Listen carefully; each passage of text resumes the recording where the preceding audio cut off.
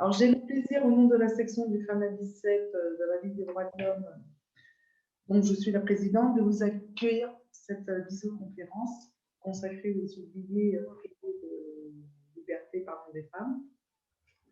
Oui, 3 heures pour parler d'elles, de leur souffrance, de leur espoir, de leur combat pour accéder aux droits les plus élémentaires.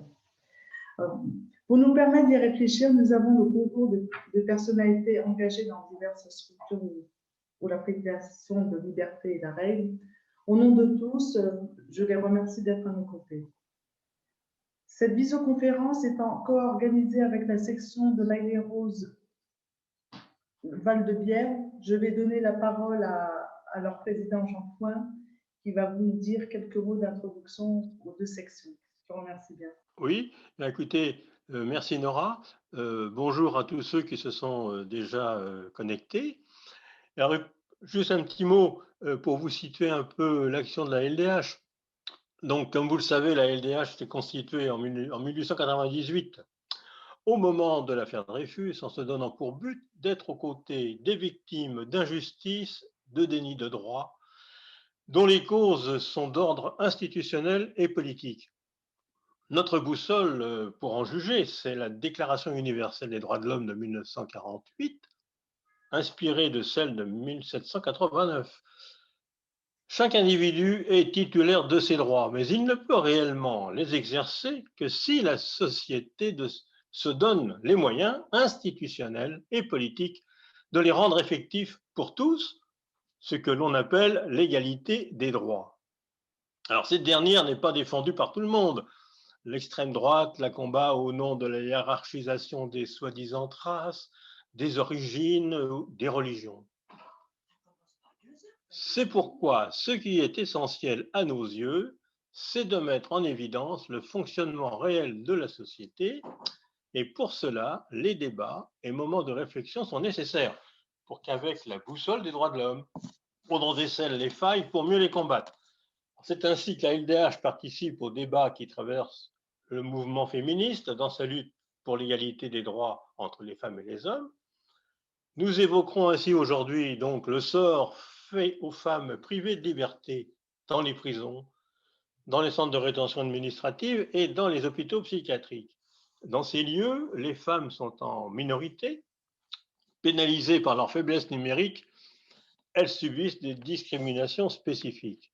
Alors, mieux connaître cette réalité pour mieux en prendre conscience, c'est une condition essentielle pour agir à sa transformation, ce qui, je viens de le dire, est le combat de la Ligue des droits de l'homme. Voilà. Alors, je vais donner maintenant la parole à Anne Simon, qui est maître de conférence à l'Institut de recherche juridique de la Sorbonne et aussi membre de la Ligue des droits de l'homme, qui sera la modératrice de nos débats et qui va vous présenter les personnalités qui vont intervenir au cours de cette conférence. Bonjour à tous, merci beaucoup Jean pour cette petite présentation. Donc un minuscule mot d'introduction. Avant tout, je souhaite remercier Jean Froin, l'ensemble des organisateurs de cette journée et la Ligue des droits de l'homme de leur invitation. Je suis très heureuse de pouvoir participer à ces débats qui portent sur une thématique si importante.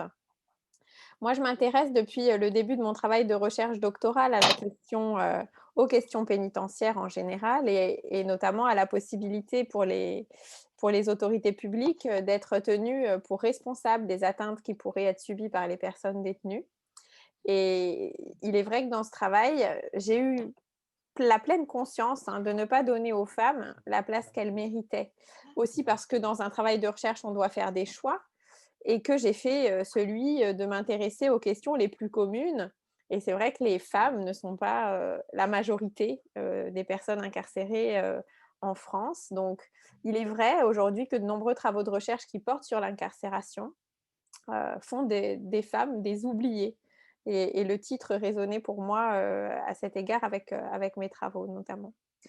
J'ai tout à fait conscience cependant du fait que la protection des femmes détenues en général et de leur intégrité en particulier soulève des questions qui sont spécifiques et qui méritent une attention particulière. Et actuellement, dans le cadre d'un projet de recherche que je coordonne sur la question des violences gynécologiques et obstétricales, on s'intéresse à la question des personnes incarcérées parce que les questions de prise en charge médicale sont vraiment spécifiques pour les femmes. Alors, je ne vais surtout pas monopoliser la parole parce que ces échanges vont être introduits par Maître Henri Leclerc, qui est avocat et président d'honneur de la Ligue des droits de l'homme, qu'il est d'ailleurs presque superflu de présenter. Je m'aperçois, quand j'ai su que je devais introduire ce débat, je me suis aperçu qu'au fond, je n'avais jamais vraiment mené de réflexion sur la particularité des femmes en détention. Alors, je vais vous en parler, je vais essayer de poser un certain nombre de problèmes dans mon introduction pour vous dire que ça pourrait être curieux. Mais la première raison pour laquelle c'est curieux, c'est que là, je m'avais présenté comme avocat, je suis maintenant avocat honoraire puisque j'ai pris ma retraite il y a un mois, au 1er janvier, après 65 ans d'exercice professionnel. Mais dans ces 65 ans, j'ai défendu des centaines de personnes. J'ai défendu des femmes aussi. Mais je me suis aperçu que finalement, le nombre de femmes que j'avais défendues devait être à peu près en proportion avec le nombre de femmes qui sont actuellement en prison. Donc il y a un véritable problème parce que quand on commence une réflexion sur les femmes en prison, il faut quand même poser ce premier problème qui nous interpelle. Il y a actuellement, entre 3 et 4, ça change, ça varie, mais il y a toujours eu entre 3 et 4% de personnes en prison depuis les 65 ans où je suis avocat. Ça pose un problème quand même. Bon, on ne va pas demander la parité et on ne va pas se plaindre de cette curieuse infériorité du chiffre de femmes en prison. Mais ça pose un véritable problème. Et avant même que nous essayions de voir le problème de leurs droits, je crois qu'il faut quand même qu'on s'interroge sur un problème qui est mal traité, qui est peu traité, sur lesquels les analyses sont très souvent sottes. J'ai essayé, là, dans les 2-3 derniers jours, de voir ce que je trouvais sur Internet ou dans les livres sur la prison, et j'en ai quand même beaucoup. Il n'y a pas beaucoup de réflexion sur ce sujet. En fait, pourquoi il y a si peu de femmes en prison? Si peu. Il y en a quand même, ça doit faire entre 2 et 3 000, je ne sais pas le chiffre exact, mais ça fait aux environs ça doit faire entre 3 et 4, 3,2, 3,3. Dans ma vie, je vous dis, ça a toujours aussi entre 3 et 4, je crois qu'à un moment, il y en a eu 5, mais c'est vraiment très rare. Pourquoi y a-t-il si peu de femmes en prison? Est-ce que parce que les femmes seraient moins sanctionnées par les tribunaux? Mon expérience personnelle montre que, somme toute, à délit égal, à crime égal, les peines se ressemblent plutôt. Alors, il peut y avoir effectivement des fois des mouvements d'humeur, des mouvements misogynes ou inversement des mouvements de pitié vis-à-vis des femmes ou de situations particulières. Non, mais la délinquance est beaucoup plus faible.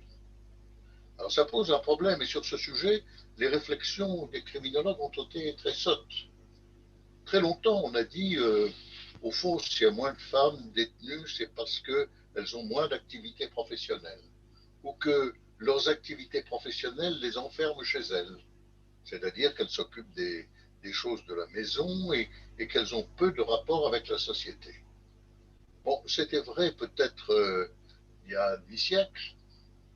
Aujourd'hui, on ne peut pas dire ça, même si effectivement tout le combat féministe le montre, il faut se préoccuper encore de la faible place pour les femmes dans les lieux de décision. Et alors, à ce moment-là est venue une autre théorie que j'ai lue à plusieurs reprises. C'est en fait parce que la délinquance qui emmène en prison étant essentiellement une délinquance de violence, les femmes auraient moins de testostérone et que donc il est évident que les femmes seraient moins violentes et que au fond, ça serait à ce moment-là une véritable différence de genre et une véritable séparation anthropologique. Vraiment, il y a quelque chose qui fait que les hommes seraient délinquants et pas les femmes en raison de particularités physiques. Je pense qu'il n'y a pas beaucoup de gens qui soutiennent vraiment ça encore. Alors pourquoi les femmes sont-elles moins délinquantes? Ça, c'est un sujet auquel il faut réfléchir. Ne discutons pas sur la faiblesse des châtiments, Non. Les femmes, il se trouve qu'il y a une délinquance féminine qui est plus faible et que je souhaite, moi, personnellement, depuis longtemps, que les criminologues se mettent réellement à discuter de ce problème et que les praticiens aient connaissance. Moi, j'ai, depuis la première femme que j'ai vue dans une prison, ça doit être en 55 ou en 56, hein, je ne me souviens plus, à l'époque. Aujourd'hui, il reste peu de prisons de femmes en France. Il en reste en fait 13. Il y en a une grande qui est la prison de la maison centrale de Rennes, qui est une prison très importante où il y a beaucoup de femmes et d'ailleurs où un certain nombre d'actions sont faites qui, moi, les dernières que j'ai eues n'ont pas été mécontentes, du moins des actions de formation, des possibilités qu'elles ont eu de passer des examens, etc. Bon, c'était peut-être des hasards, je ne peux pas faire ça avec le peu de femmes que j'ai eues à la prison de Rennes, peu de clientes. En revanche, il y a les maisons d'arrêt, il y a d'abord les femmes qui sont dans des prisons d'hommes, dans un quartier spécial, évidemment, principe complètement fermé. Bon. Et là, il y en a un peu partout. Et évidemment, quelquefois, il y en a très peu de femmes dans ces prisons. Là, ça dépend des prisons. Ça dépend d'un certain nombre de choses. Quand j'étais jeune avocat, je ne sais pas la date exacte, je n'ai pas vérifié, mais ça doit être vers 75 par là, qu'on a supprimé la prison de la Roquette à Paris, la petite Roquette. La prison de la Roquette à Paris, c'était quelque chose d'assez terrible là où étaient les femmes. Parce que c'était une prison très ancienne, qui datait du début du 19e, dont les murs étaient gluants, qui avait eu toute une histoire, qui était devenue prison de femmes.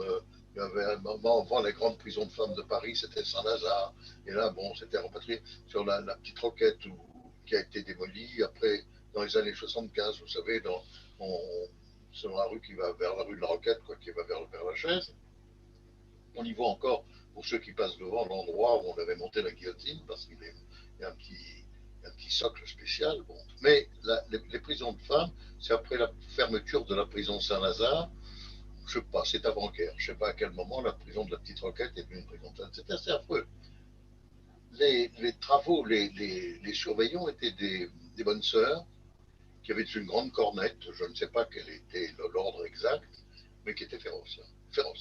C'est-à-dire que j'ai rarement vu dans les prisons d'hommes traiter des détenus avec une telle violence que les femmes étaient traitées à la Roquette, dans des conditions d'insalubrité qu'on remarquait déjà à l'époque, bon. Alors ça a été fermé, mais j'ai connu un certain nombre de femmes dans cette prison qui avaient des allures d'ailleurs de forteresses, de casernes, de cavernes dans certains endroits. Enfin, c'était bon.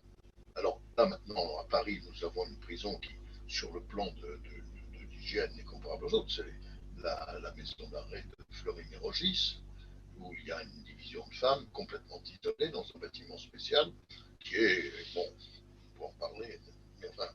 Alors, premier point, c'est vrai que dans ce problème de la détention des femmes détenues, j'ai quand même vu, toujours lorsque j'ai parlé aux femmes dans les centres de détention, j'ai parlé d'ailleurs avec elles, surtout quand elles étaient encore en maison d'arrêt, il y a quelque chose qui montre qu'effectivement, il y a une spécificité, il y a une douleur, une sensation d'exclusion du monde qui est sans doute plus forte en ce qui concerne les femmes qu'en ce qui concerne les hommes. Au fond, quand les hommes arrivent en prison, je dirais compte tenu de ce qu'est l'origine sociale en général de ceux qui y sont, et qui sont dans des milieux où la prison est connue, surtout quand on a des délinquants qui prennent des peines modérées pour des actes divers. Aujourd'hui, il y a beaucoup de stupéfiants, évidemment. Là aussi, on trouve quelques femmes, mais pas beaucoup.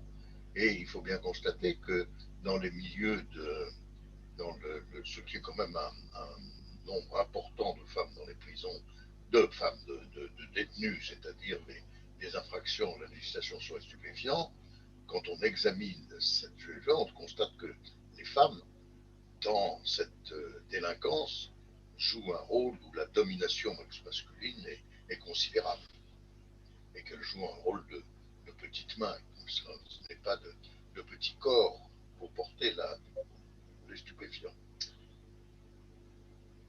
Alors, il y a un problème qui m'a particulièrement heurté à plusieurs reprises. Et je me souviens surtout d'une dont je peux parler parce que je l'ai racontée déjà, elle est connue, c'est le problème des enfants. Vous savez que quand les femmes sont en prison, quand elles ont un bébé, soit qu'elles accouchent quand elles sont à la prison, alors là aussi il y a des problèmes sur les conditions même de l'accouchement, donc peut-être quelqu'un parlera, mais il y a surtout cette idée que les femmes ont le droit de garder leur bébé jusqu'à 18 mois. Et alors là, moi, j'ai connu des situations terribles. Je me souviens de femmes qui avaient accouché à la prison ou qui étaient arrivées avec des bébés très petits. Bon, j'en vois plusieurs là, à l'instant. Et alors là, c'est terrible parce que aujourd'hui, il y a la maternité de Fleury-Mérogis qui est organisée. Bon, mais sans ça, elles étaient dans des situations où c'était pas organisé. On les faisait accoucher dans des conditions qui étaient assez pénibles, assez terribles. Qui venir une sage-femme, quelquefois on cherchait quelqu'un qui savait faire de sage-femme dans la prison. Enfin, c'était pas terrible. Et après, surtout, il y avait cette menace à 18 mois, donc jusqu'à 18 mois à Fleury-Mérogis, il y a une pouponnière organisée avec. Bon. Mais là, pas forcément. Et vous avez une prison où il y a 5 femmes, quand vous en avez une qui est enceinte, évidemment, ça pose des problèmes. Aujourd'hui, je pense qu'on l'envoie à Fleury-Mérogis, je ne le sais pas. Hein. Et c'était terrible parce que là, il y avait quelque chose qui était de l'ordre qui est très caractéristique de la situation dans laquelle sont les femmes. Elles sont en général dans un grand isolement. C'est-à-dire qu'elles ont un bébé, mais le père, bon, quelquefois le père est dans la maison d'arrêt des hommes. Et là, la question est de réussir à organiser des visites. Et tout avocat sait l'extrême difficulté dans laquelle on se trouve quand il s'agit d'obtenir que des gens qui vivaient ensemble puissent se visiter mutuellement pendant qu'ils sont en prison. Mais vous avez le problème du bébé. L'enfant vit jusqu'à 18 mois. Vous avez quand même, quand elle a accouché en prison, elle a vécu, et dans certaines prisons de province, surtout avant, c'était une situation totalement fusionnelle. On laissait le bébé dans la cellule, on mettait bon. Et à 18 mois, c'était impératif, et c'est toujours impératif. C'est-à-dire qu'on retire le bébé de la prison quand il y a de la famille, des grands-parents, rarement le père, il faut bien le constater, hélas, parce que. Mais les grands-parents rentrent souvent quand même, mais sans ça, on met à l'assistance, hein, c'est-à-dire, comme on disait, c'est-à-dire que on ne se préoccupe pas de ce problème qui est absolument dramatique, c'est de cette coupure qui est faite d'un seul coup. On retire un bébé de 18 mois, c'est pas rien, 18 mois, quand même. Là, le bébé est arrivé à un seuil de connaissance qui est quand même important, et son lien avec sa mère est très étroit. Je ne parle pas du lien de la mère avec le bébé. Donc, nous avons là un problème qui est un problème tout à fait spécifique et qui, à mon avis, est mal résolu et qui n'est pas toujours résolu de façon très humaine. Surtout quand on arrache le bébé et qu'on le met, il n'y a pas de famille. Bon, ça c'est le premier point. Le deuxième point qui, moi, m'a toujours vraiment, quand j'ai vu les femmes, bon, quand on a des femmes très jeunes, bon, ça va encore, je pense en particulier au contingent de femmes assez importantes qui étaient à la petite roquette pendant les événements ou au début des années 70, pendant les mouvements révolutionnaires, etc. La petite roquette, bon, il y avait quand même une communauté qui finissait par s'organiser un peu. Donc, mais les femmes, surtout quelquefois les femmes qui sont plus, bon, elles ont un bébé ou non pas. C'est la rupture des relations familiales. Il est extrêmement curieux, et ça c'est sans doute quelque chose qui tient au fond des rapports entre hommes et femmes dans notre société. C'est que quand un homme est en prison, la visite de sa femme, c'est la première hein, qui vient. Alors, il y a souvent les parents, il y a quelquefois les parents, des conflits entre les parents et la femme, bon, très bien. Mais en général, il est rare qu'une femme abandonne son mari emprisonné. Il est rare. Bon, c'est pas fréquent. En revanche, les femmes qui sont en prison, les hommes ne s'occupent plus beaucoup d'elles. C'est-à-dire que lorsque la femme est arrêtée, si l'homme ne l'est pas, alors s'il est détenu, c'est un autre problème, enfin bon, il n'y a plus rien. C'est-à-dire que la rupture des liens familiaux se fait beaucoup plus vite. S'il reste les liens familiaux avec la mère ou le père en général, là je vous parle vraiment d'expérience, hein. C'est des affaires que j'ai connues, des difficultés que j'ai connues. Et les femmes se trouvent très très isolées en prison. C'est le deuxième problème. Alors, il y en a beaucoup d'autres dont on vous parlera tout à l'heure, et les gens qui ont étudié la question de plus près que moi, mais moi je, je vous fais part de mon expérience. Alors, bien entendu, si on prend le nombre des femmes considérable, on peut tenir compte du fait qu'il y a aujourd'hui un certain nombre d'hommes qui sont en prison pour des violences sexuelles, non des viols, des agressions sexuelles. Donc, c'est vrai que de ce côté-là, il y a peut-être quelques femmes, mais moi je n'en ai pas connu. Mais bon, il y a peut-être quelques femmes qui sont complices d'hommes dans ces cas, dans ces affaires, mais moi j'en ai pas connu. Donc il y a ça. Mais il y a surtout des femmes, bon, très souvent aujourd'hui, ce sont des femmes qui sont liées par des affaires. Alors il y a aussi quelques femmes qui sont liées dans des affaires financières, qui ont fait des escroqueries, etc. Mais en fait, comme pour les hommes d'ailleurs, la grande majorité des femmes en prison sont tombées pour des problèmes qui sont des problèmes classiques de la pauvreté, des trafics de stupéfiants en banlieue, des vols, enfin, bon, beaucoup de choses, hein, mais qui sont connues. Et ça, bon, elles sont là, isolées, dans des lieux où. Est-ce qu'elles sont plus maltraitées que les hommes? Ça, je n'en suis pas sûr. Je pense que ceux qui parleront après moi pourront peut-être donner des aspects. Mais en tout cas, l'impression que j'ai, moi, et là je vous ai dit, je parle de mon expérience, hein, pas de ce que j'ai lu dans les livres. L'impression que j'ai eue chaque fois que j'ai eu une femme que je défendais, c'est la rapidité de son isolement. Et je dis ça parce que, et je parle encore là de celles que je voyais le plus, ce sont celles qui sont dans les maisons d'arrêt, qui étaient encore en instruction, mais quand je restais en contact avec elles, lorsqu'elles étaient en exécution de peine, je m'aperçoivais toujours qu'elles étaient dans une très grande solitude. C'est-à-dire que autant les hommes sont en général suivis, soit par leurs femmes, autant les femmes me paraissent moins suivies. Et alors, bon, la question, le traitement des femmes en détention dépend beaucoup des prisons, parce que dans l'éclatement, je crois qu'il y a une quinzaine de centres importants, mais enfin, je vous dis, si on retire les femmes de Rennes et celles de Fleury-Mérogis, on doit arriver, et qu'on fasse la moyenne, on doit arriver à des bon, peut-être qu'à Marseille, il y en a pas mal, mais on doit arriver à des chiffres assez faibles. Or, ces femmes dans les prisons sont très délaissées, les formations pour les femmes ne sont pas non plus extraordinaires, et là aussi, on pourrait penser effectivement qu'étant donné le faible nombre de femmes en prison, l'attention serait d'autant plus grande, et qu'au contraire, elle pourrait être au moins pour une fois mieux traitée que les hommes. Et bien finalement, je crois que ce n'est pas le cas. Et je crois que là aussi, une certaine division de la société se fait, et que le rapport avec une femme emprisonnée, où qu'elle soit, n'est pas le même que le rapport avec un homme. Et là, je suis en train de penser à certaines femmes qui ont été très maltraitées en prison. C'est-à-dire que traitées avec mépris, dans des conditions très difficiles. Bon. Alors je crois qu'il est très important, effectivement, que brusquement, on ne se dise pas, mais enfin, c'est 2500 personnes, je ne sais pas combien il y en a, mais enfin, c'est peu. Et donc, après tout, il y a autre chose à faire en ce qui concerne les prisons. C'est vrai, le travail, ce que nous pouvons faire les uns et les autres, en ce qui concerne la situation dramatique des prisons. Vous savez qu'actuellement, jamais on a emprisonné autant de personnes en un temps aussi court. C'est-à-dire qu'on est en train de rattraper dans les prisons le chiffre qui était le chiffre avant le premier confinement. Il y a eu quelque chose qui est vraiment remarquable sur ce plan.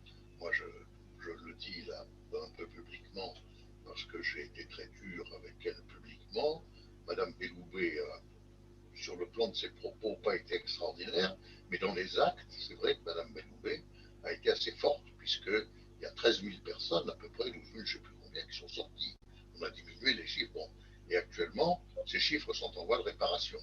Alors, je ne sais pas si ça concerne spécifiquement, je ne sais pas, si le nombre de femmes augmente dans la même proportion, mais ça doit être à peu près la même chose. Donc, il y a un problème général des prisons qui est absolument essentiel, mais à l'intérieur du problème des prisons, il y a effectivement le problème de cette minorité de femmes. Alors, sur ça, il faut effectivement agir. Parce que finalement, là comme ailleurs, la façon dont les femmes sont traitées fait qu'elles sont peut-être plus maltraitées que les hommes, sans doute plus maltraitées que les hommes. En tout cas, c'est l'impression qu'un avocat qui a défendu je ne sais pas combien de femmes, enfin, 65 ans, même si j'en ai défendu 2 par an, ce qui n'est pas beaucoup, ça en fait pas mal. Eh bien, franchement, je crois qu'il est important de faire une réflexion sur la détention et que cette réflexion ne concerne pas seulement le problème des femmes en prison, mais toutes les femmes qui sont dans un lieu de privation de liberté, la façon dont elles sont traitées, il n'y a pas tellement de raison pour que dans ces lieux de privation de liberté, de sous-humanité, parfois la division générale de la société et le traitement habituel des femmes ne se reproduisent pas. Donc je crois qu'il était essentiel de faire aujourd'hui un travail sur le problème spécifique des femmes en prison. Et donc moi je me suis contenté d'ouvrir le débat et d'écouter maintenant ceux qui vont en parler. Merci.